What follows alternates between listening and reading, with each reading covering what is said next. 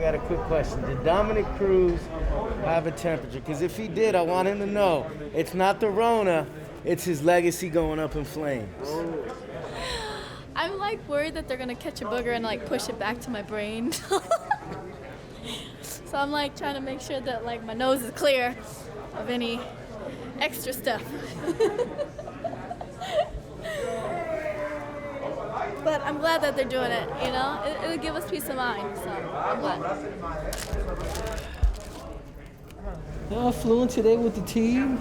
It's just, it's a little different because, you know, everybody's got their mask on and, I mean, I'm getting blood drawn, dude, before my fight. You know, see this finger? It's a piece. Oh, okay. And then carbohydrates wise after weigh-ins, sweet potato, rice, pasta, what's your preference? Sweet potatoes, rice, and pasta. Sweet. A little bit of everything. I got you. I'll have a All little right. bit of everything. I'll have it all ready for you. That excites me. Now you're getting me pumped up. There you go. Talking So we about do. food. Cutting weight on a plane is never fun, you know? And you're just like, I'm spraying everything with antibacterial. I got a lot of good weight cut at my house, so it was nice. What's up, guys? See ya. So it was nice to be able to get the weight cut down at my house, you know, instead of having to be here in this hotel room. If I could just show up, Henry shows up to my front yard and I just fuck him up in my front yard, that would be ideal. But can't do that. For that. Yeah, that'd be a lot better. But oh well, this arena will work. We'll get a hold of you, let you know what's going on. Okay. All right, Yeah, I'll let you know. Where the room keys at? You check in with for the head. Yep. Saturday. Saturday we're gonna hug. Fuck, I thought that was you. I'll look the same, you short bastards. Hey, it's height matters. The elephant would be king of the jungle. Don't sleep on Cejudo. He says he's gonna sleep Cejudo. Woo, good thing his coach is a first responder. Could tell him to bring a N95 mask and an oxygen tank. Let's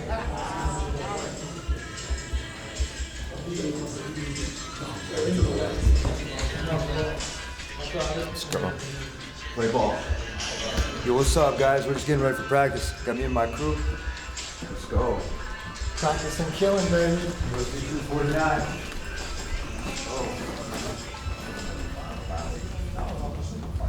Here we are, social distancing from everybody. We got the people necessary for UFC 249. The team's here. Crew. Let's fucking go! We'll wait for Coach Eddie to get into the role, Coach. Into the role. Coach Eddie literally just got here. We got the full team here. We got the full squad. You play chess?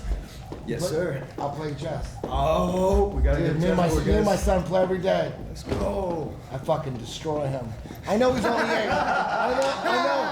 I know he's only 8. No, 8. He's good, man. I'm just being real. I'm just being real. We're here to take care of business, man. One team, multiple dreams. Love to hang out with you guys, but we gotta get real. UFC 249, coming at you harder than a Darce.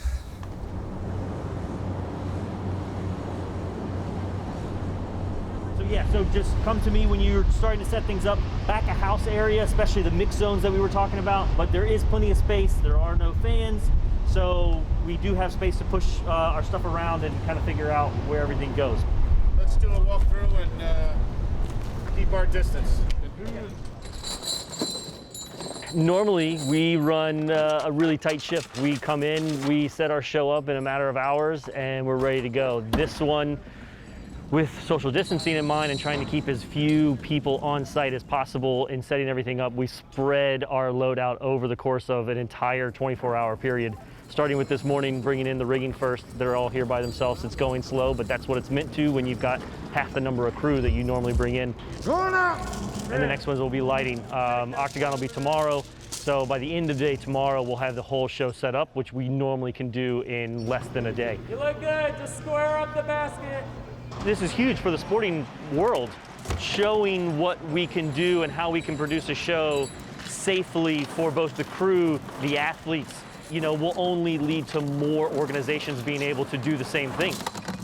just being able to go through all these steps and get through this process that no one's done before. So we're laying the groundwork. At the end of the day, people are looking to us to have a successful show and come away with this with a good framework of how we can continue to do this the foreseeable future right now.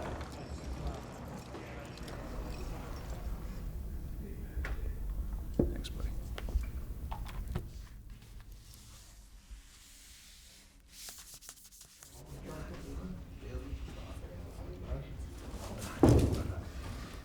We know that you prepare for several guys at once. You know, you're not just focused on one person, but are there any particular tweaks or changes that you're making specifically for Justin? Absolutely not. I'm not worried about what they're doing. I watched a lot of film. He's got a lot of holes in his game. He's a tough game opponent, man, but the guys that he fought, he got my leftovers, and he went over there and he finished them, but they were already broken. Anytime I ever fought an opponent, they just break mentally and physically and spiritually. They just can't handle inside that octagon. Gaethje's not going to be anything different from these guys. I'm not going to hold back. Punches, knees, kicks, and elbows. I'm bringing out the blades for this fight. Going against a guy like Tony Ferguson, are you concerned at all about the discipline will go out the window? Do you think that this will be an extra difficult challenge to stay disciplined in this one? I don't know. It's a puzzle, you know, and I'm excited to go out there and use my skill set that I have been working on my whole life to try and figure out this puzzle. And he has to not get hit.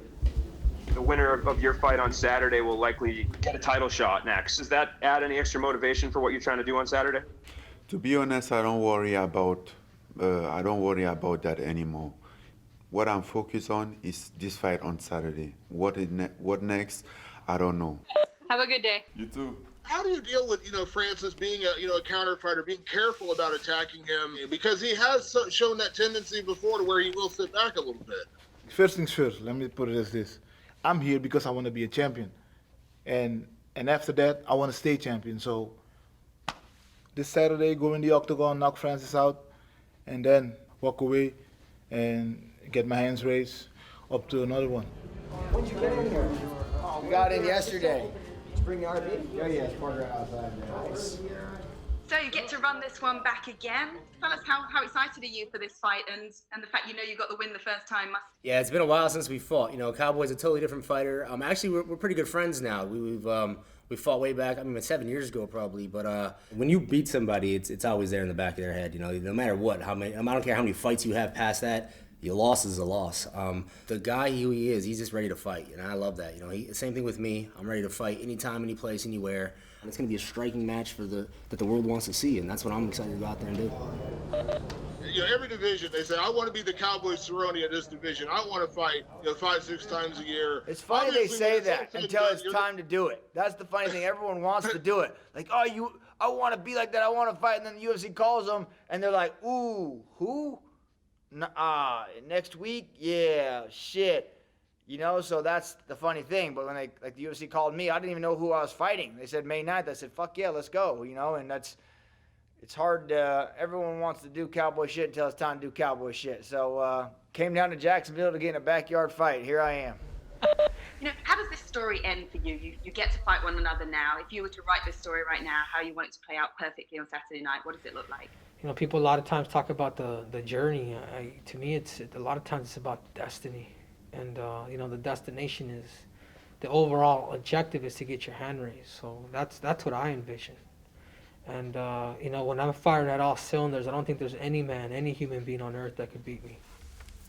Do you feel that coming back after more than 3 years adds that to your legacy that you are the greatest in the bantamweight division? Not only have I beaten pretty much every single guy that he's beaten, but I beat him for titles.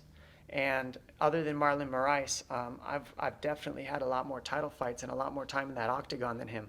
All that stuff added up, it's ring generalship. It's understanding where to be. It's understanding how to use the time. It's understanding how to use the fight in every single minute and every single second of every single round. And that's what I do very well.